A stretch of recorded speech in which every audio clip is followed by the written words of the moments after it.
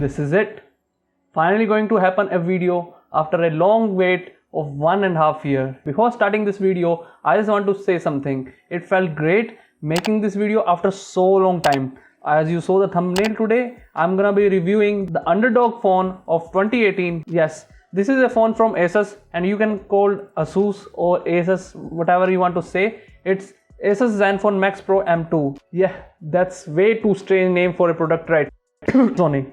Now you're gonna think, why am I making a video of a phone which was launched in way back in 2018, and also it's a mid-range phone, not a flagship phone. Before that, for all of you who aren't on my Snapchat or Instagram, just add me right now. Follow me there. The username will be on the screen or in the description box below, so you can add me there because I'm mostly active there. The story begins when I bought the mighty OnePlus 7T. Yes, I'm a OnePlus fanboy. So I bought the OnePlus 7T on 1st of December 2019, which got stolen on 9th of March 2020.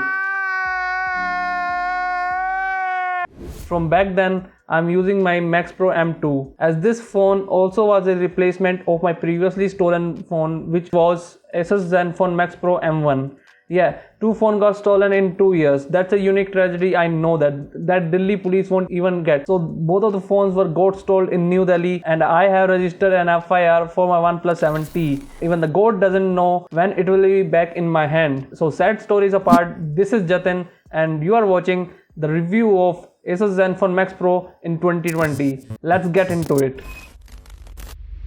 As I told you, I have used this phone for more than 1.5 years, so I'm pretty much aware of this phone, what it can do or what it can't.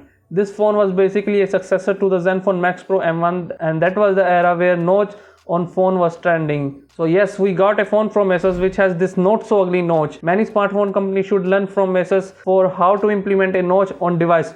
Apple. Though this notch houses the front camera of 13 megapixel and some sensor as well. And we will talk about the camera later on in this video. The design is basically from 2018, and it don't look that bad, to be honest, in 2020, as you got a nice 6.26 inches of full HD IPS panel. I know there is no high refresh rate fancy specification for a phone, but trust me, this panel, which is quite good for consuming media, the display is bright enough. You will see what's on the screen, as I have tested it in the straight harsh sunlight in summer of Hisar. For the tech head, it has a 82% of screen to body ratio, and the aspect ratio is 19:9. That was acceptable in 2018.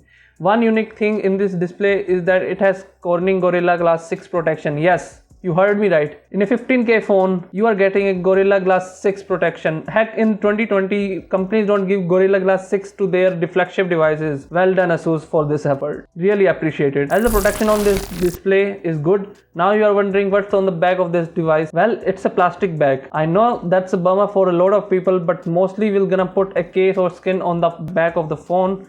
For those who don't want to apply a skin on their phone, well, Asus have covered you for that, because they have provided a TPU case included in the box. All over, the design is pretty good and feeling and is really nice. You won't get disappointed by its design. And for the connectivity, it has a micro USB port, and in today's generation, which is a 3.5mm audio headphone jack also present in this phone, and it came with a bottom firing speaker. Yes, there is no dual speaker setup, and the output from that is pretty good. And also it has two mics, one on the bottom and one on the top of the phone, with power and volume buttons are both on the right side of the phone, and dual SIM tray with dedicated micro SD card is on the left of the phone. Well, under the hood of this phone, we can see a Qualcomm Snapdragon 660, an octa-core processor, which is clocked at 1.8 GHz, and it is coupled with 4 or 6 gigs of RAM, and it has two storage option, which is 32 or 64 GB of storage, and it supports 4G VoLTE and Wi-Fi VoLTE as well. Talking about the performance on the phone, I have tested some games on it. For heavy games like PUBG and COD, you definitely gonna see lag and stutter, as that processor is way back from 2017. Yes, it's a 3-year-old processing chip inside this phone. For casual or light gaming, this phone is perfect. You won't see any lag or stutter in that. But it can't do the same with the heavy duty games such as COD and PUBG Mobile. As I have played games in 2019 like the COD, the phone holds good performance there. But in 2020, I don't know what happened to this phone.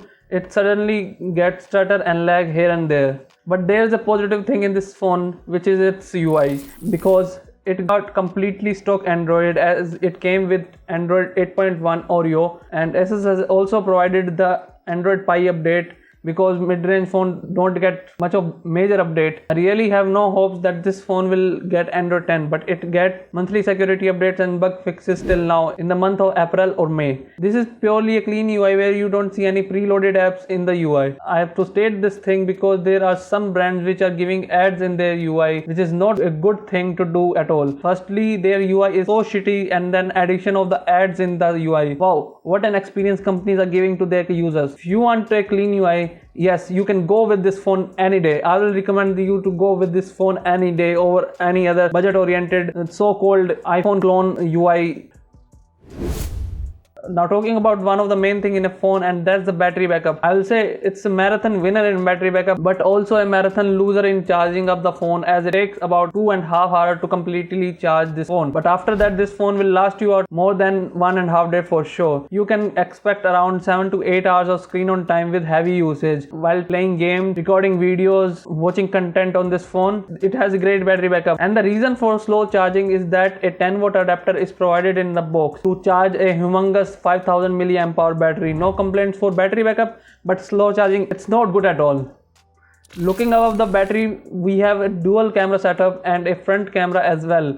Primary sensor on this phone is a 12 megapixel camera sensor with an aperture of f1.8, and second is a useless 5 megapixel depth sensor. It don't do anything. You can even scratch that sensor, it won't affect the overall camera performance of this phone. First thing to tell you before using the stock camera app on this phone, if you're gonna click photos or record videos from its stock camera app, I will not suggest you to do this non-beneficiary work, because the stock camera app is completely trash. I will suggest you to install Gcam, and then this camera perform like from worst to really good, as there is a day and night difference in the camera performance. I'll show you some sample over here. You can judge the camera by yourself. And front camera is also usable, not so good, not so bad. It's a hit or a miss situation. Talking about video recording on this phone, don't use stock camera again. I know Gcam is also not good for video recording, but still use Gcam. You can record 4K at 30 fps and 1080p on 30 fps, but no 60 fps option is available either for 4K or 1080p. That's a huge bummer for me, because I really like to record videos in 60 fps. I wish Asus will add this feature in their future update, but it doesn't seem like that it's going to have a 60 fps video recording option ever. Although the stability with EIS is pretty good and you can get pretty stable videos with this camera. Again, I am saying don't use stock camera app on this phone. One more thing which is very important, and that is voice call output from earpiece. I don't know about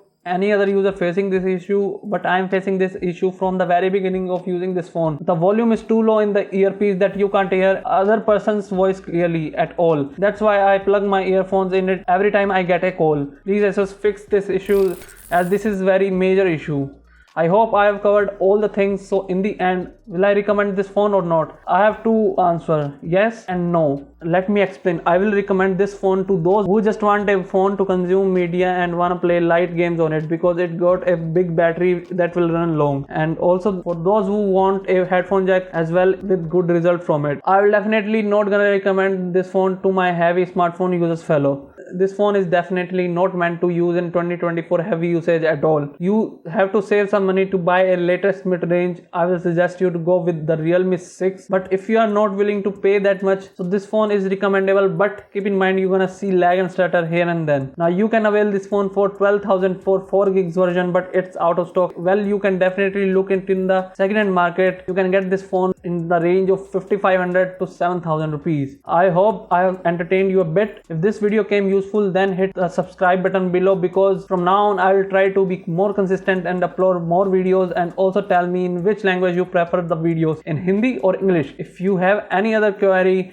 or question, just ask in the comment section below. Well, thanks for watching. I am signing out.